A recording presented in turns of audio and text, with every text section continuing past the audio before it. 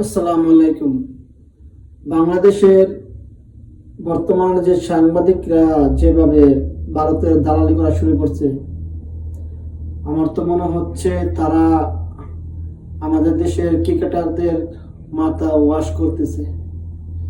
বিসিবির পরিচালক নাজমুল হাসান যে কথাগুলো বলেছে সেগুলো তো বাস্তবতার দিক দিয়ে সঠিক মনে করি, কিন্তু এইগুলাকে নিয়ে যেভাবে হই হল্লা শুরু করছে আমাদের দেশের হলুদ সাংবাদিকরা, তা আসলেই লজ্জাজনক।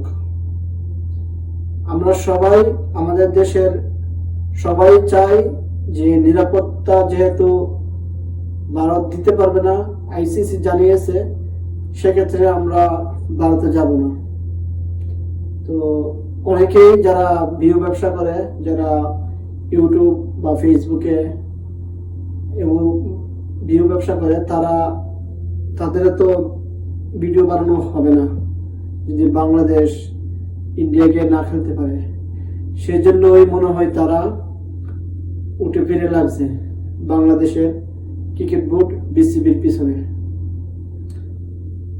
তো আশা করি ইনশাল্লাহ বাংলাদেশ দল এইবারের বিশ্বকাপ যদিও না খেলতে পারে, ভবিষ্যতে খেলবে।